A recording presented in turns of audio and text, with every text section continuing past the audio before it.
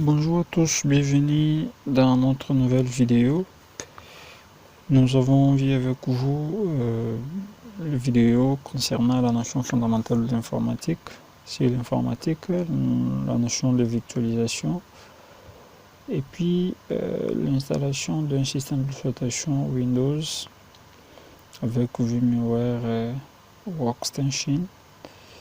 Et bien aujourd'hui nous allons passer à la notion de gestion de disque. Dans la gestion de disque, dans cette partie ou dans cette vidéo, nous allons vous montrer le type de disquet, les architectures du disque dit, le partitionnement de disque, les partitions de disque, et puis nous allons travailler avec vous. Nous allons gérer les disques avec le tool en ligne de commande disque part. Il y a aussi la possibilité, il y a toujours la possibilité sur Windows de gérer le disque dit, votre disque dit dans l'espace interface graphique. Mais dans cette vidéo, nous allons travailler avec vous en ligne de commande. Eh bien, nous demanderons votre attention. Suivez à la loupe la vidéo et vous aurez compris quelque chose jusqu'à la fin.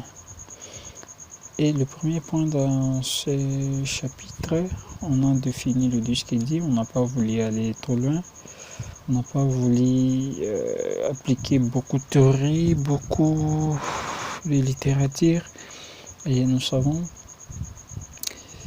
avons défini le disque dit comme étant un support de stockage. Et pourquoi? C'est tout simplement parce que dans le disque dit, ce qu'on peut faire, c'est juste le stockage des informations. On peut tout simplement stocker nos informations, nos données, nos pages web, nos bases de données, donc tout à nos vidéos, nos musiques dans le disque dit. Voilà pourquoi on le définit tout simplement comme étant un support de stockage. Et puis il y a toujours les types de disques dit lorsque nous travaillons. Et ici on a énuméré 3 types généralement. Nous avons les disques amovibles. Les disques amovibles, ici nous faisons allusion aux clés USB. Les clés USB, ce sont des disques amovibles parce que ce sont des disques qu'on peut faire les mouvements des informations, donc les transferts de données entre des machines. Et puis nous avons les disques optiques. Les disques optiques, ce sont des CD DVD. Donc ce sont des disques optiques parce que c'est à l'aide de la lumière que ce type de disque fonctionne. Et puis à la fin, nous avons le disque à mémoire de masse. Ici, nous voyons beaucoup plus le disque qui nous permet de stocker les données à grande capacité, notamment le disque dur,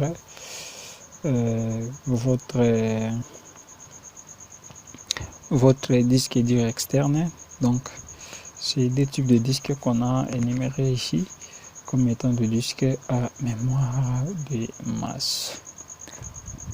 Et on sait qu'il y en a tant d'autres, il y en a beaucoup, mais ici nous essayons de simplifier les choses pour ne pas aller trop loin.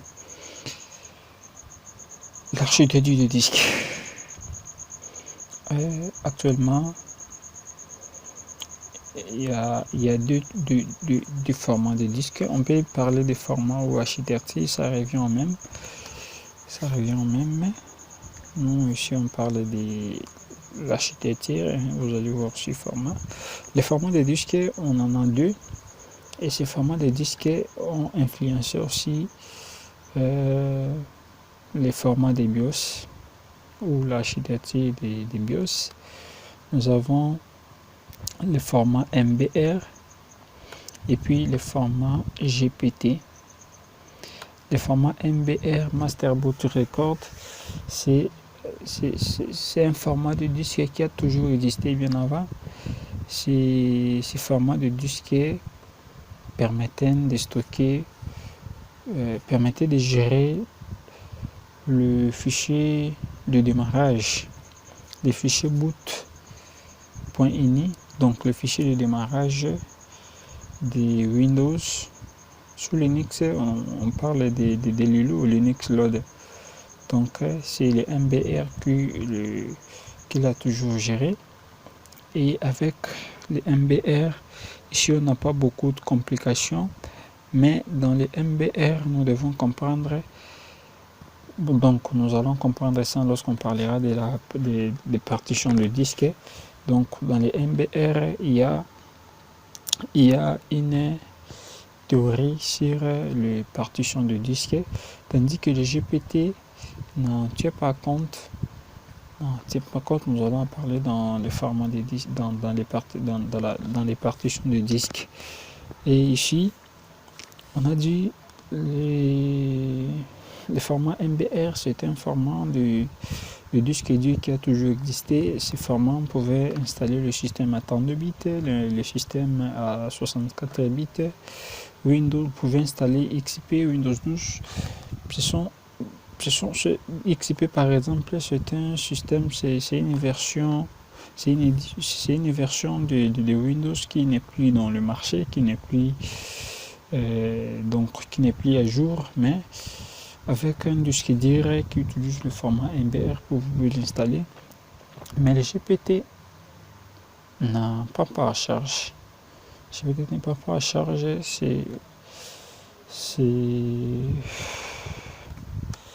donc le système d'exploitation Windows intérieur, encore moins le système à 32 bits. Donc il y a un peu la différence entre les deux là. Et souvent, comme on a dit que ces formats de disques ont aussi influencé les BIOS, les architectures des BIOS, un BIOS qui utilise le format MBR. Donc dans les configurations de démarrage, donc dans l'option de démarrage dans le BIOS, pour comprendre que votre disque dur peut prendre en charge le format MBR ou GPT, vous verrez qu'on a écrit Legacy, soit activé, soit désactivé.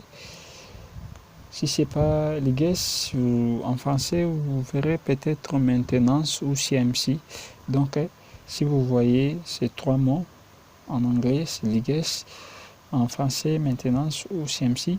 Donc lorsque vous voyez ça dans les configurations de démarrage dans les BIOS, là ça veut dire tout simplement que votre machine ou votre disque dur pourra prendre en charge le format de disque MBR, donc le format MBR ou l'architecture MBR.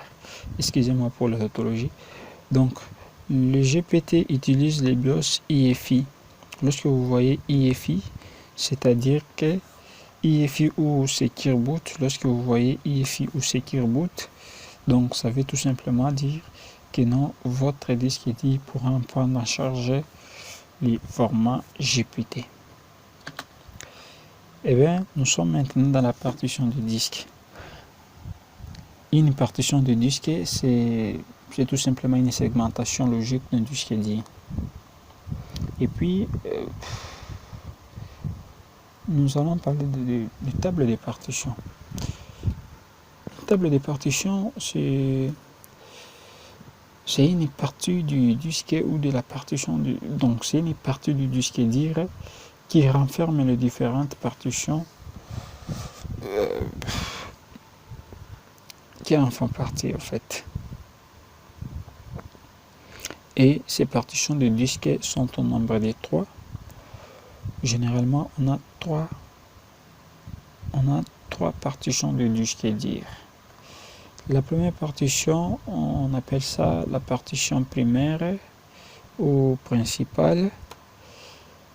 Ce qui suit, c'est la partition étendue. Et puis, nous avons la partition logique ou secondaire.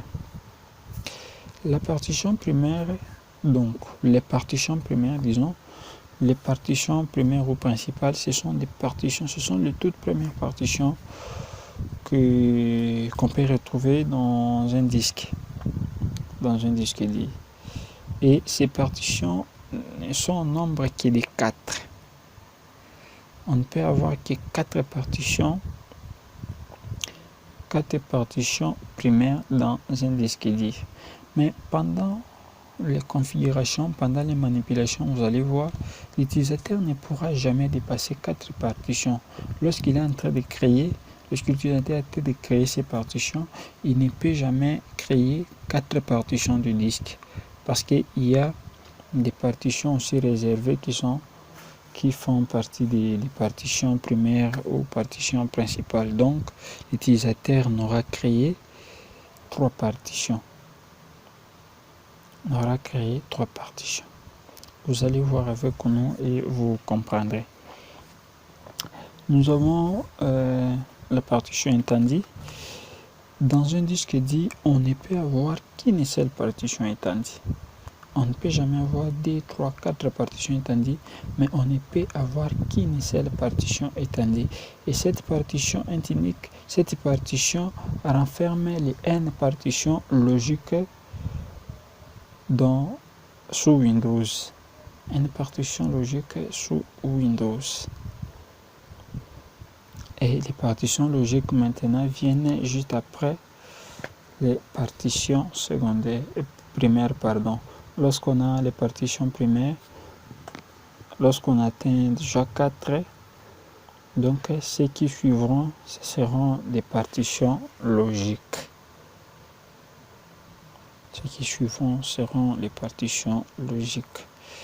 On a essayé de donner un exemple ici. Sur Windows, une partition est accessible à l'explorateur des fichiers que lorsqu'elle est assignée d'une lettre de lecteur. Voilà. Sur Windows, une partition est accessible à l'explorateur du fichier lorsqu'elle est assignée d'une lettre de lecteur. Et sous Windows, nous voyons les lettres de lecteur. Les lecteurs sont représentés par des lettres, donc de A à Z. Dans l'alphabet français, on a 26 lettres. De A jusqu'à Z, on n'en a que 26. Pour dire que sous Windows, on ne peut avoir que 26 partitions accessibles. Maintenant, lorsque nous voulons créer une 27e partition, cette partition ne sera pas accessible. Cette partition sera vue comme étant un fichier image. Au format VHD, voilà, au format VHD, Virtual Hard Disk. Donc, votre partition devient comme étant un disque virtuel. Dans un lecteur, préalablement créé, comme on a dit, préalablement monté. C'est quoi la différence là? Nous aurons au total 26 partitions, donc 26 lecteurs, Nous aurons 26 lecteurs ou 26 partitions, ça revient en même, 26 lecteurs de disque sous Windows, mais on a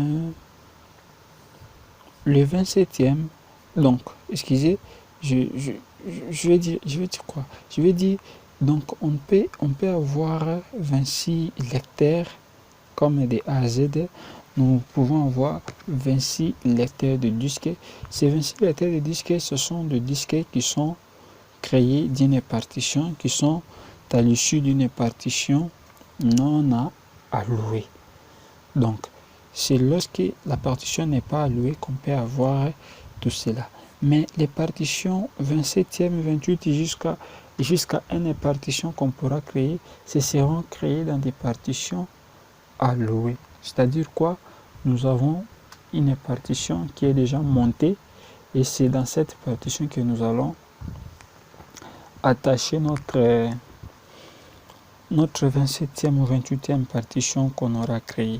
Donc les 26 partitions, ce sont des partitions qu'on a créées dans des 26 lecteurs, ce seront des lecteurs qu'on a créés dans des partitions non allouées, tandis que de 27 jusqu'à une partition, ce seront des lecteurs, ce seront des disques ou des partitions qui sont créés, qui sont montés ou créés dans des partitions allouées bien avant. Voilà. Et nous avons un schéma ici. Ce schéma nous montre clairement comment se disposent les disques durs. Pardon, les partitions de disques. Il est à noter. Voilà. J'ai dit lorsque j'ai parlé des architectures, qu'est-ce que je dis ici? Il est à noter que ce schéma ou ce modèle est appliqué si le disque est au format MBR. Si le disque est au format MBR. Tandis que le format GPT ne reconnaît pas la partition étendue. D'où l'on peut créer une partition principale. Donc, lorsque votre disque dur est du format GPT, oubliez franchement ce schéma. Oubliez franchement ce schéma. Ce schéma n'aura jamais d'impact lorsque votre disque dur est au format GPT. Par contre, si c'est MBR, vous devez ipso facto respecter ces formats. Voilà les partitions principales. Nous en avons ici 3. Voilà les schémas. Ça, c'est les disques durs. Ce que vous voyez ici, c'est les disques durs. Les 3 ici, ce sont des partitions principales qu'on a créées. Et ceux qui sont en couleur bleu ici, voilà. On en a combien? 1, 2, 3, 4, 5, jusqu'à une partition. Donc, une partition logique. Tout ça, ce sont des partitions logiques. Le vert ici, cette partition en couleur verte, c'est la partition étendue. Voilà qu'on a écrit ici PE. C'est la partition étendue. D'où, dans cette partition étendue, vous voyez, dans cette partition étendue, donc vous voyez tout ça, ça se retrouve dans la partition étendue. Tout ce qui est en bleu ciel ici, ça se retrouve dans la partition étendue qui est en couleur verte. C'est la théorie qu'on a dit récemment. Eh bien, nous allons faire avec vous les manipulations et nous vous demanderons